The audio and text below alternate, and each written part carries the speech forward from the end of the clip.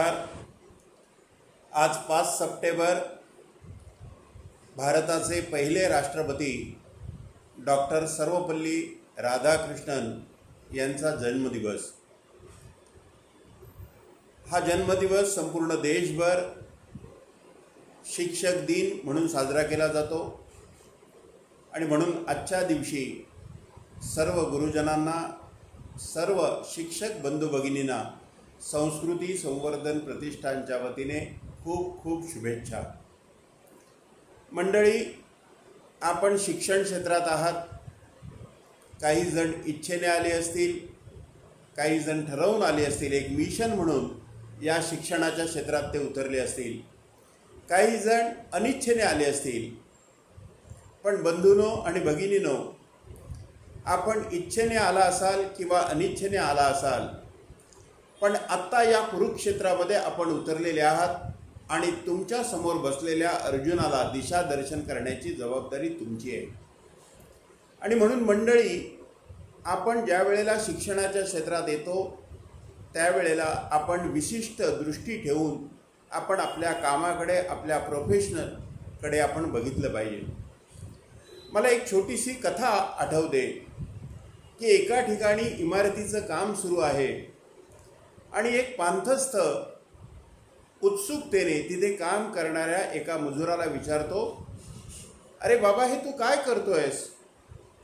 तो मजूर उत्तर देतो, तुम्हाला दिसत नाही? पोटाची खळगी भरण्यासाठी मी दगड फोडतोय। पांथस्थ त्याला हात जोडून क्षमा मागतो आणि दुसऱ्या मजुराला तोच प्रश्न विचारतो, अरे राजा, तू हे काय करतोयस? हे काय बनतंय या ठिकाणी? तो मजूर म्हणतो, काय सांगू साहेब, गेल्या जन्मीचं मी काय पाप केलं असेल ते हे काम माझ्या नशिबी आलं। दिवसभर राब राबतो आणि संध्याकाळी जे काही पैसे हातात मिळतील ते घेऊन माझ्या कुटुंबाचा उदरनिर्वाह करतो।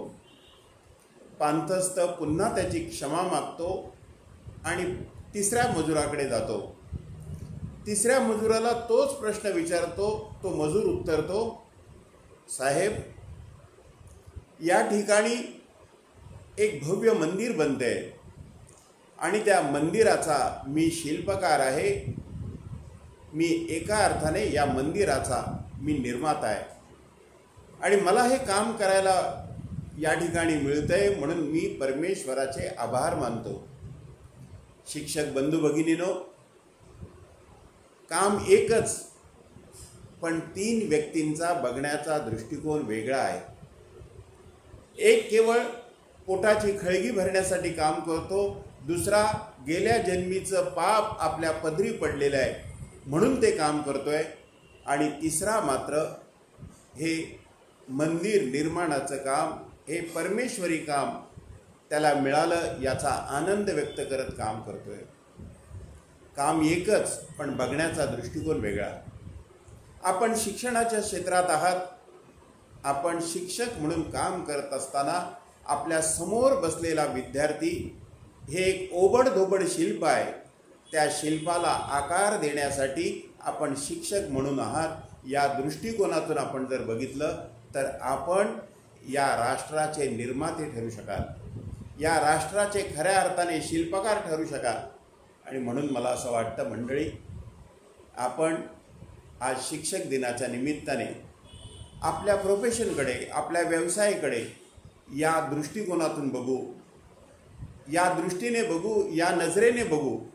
आणि म्हणून कुणीतरी कवी म्हणतो, नजर बदल गई तो नजारे बदल गए, कष्टी का रुख बदला तो किनारे बदल गए। आपण जर वेगळ्या दृष्टीने बघितलं तर आज सगळीकडे जे नैतिकतेचं पतन होताना दिसतंय, त्या अंधारामध्ये आपण नैतिकतेचा एक दीपक लावू शकू। संस्कृती संवर्धन प्रतिष्ठान गेली 20 वर्ष हे नैतिकतेचं जागरण करण्याचा प्रयत्न करतंय। आपण सगळ्यांनी या प्रयत्नांना साथ दिली पाहिजे, आपण ती द्यावी असं या शिक्षक दिनाच्या निमित्ताने आपणा सर्वांना आवाहन करतो। खूप खूप धन्यवाद। जय श्रीराम।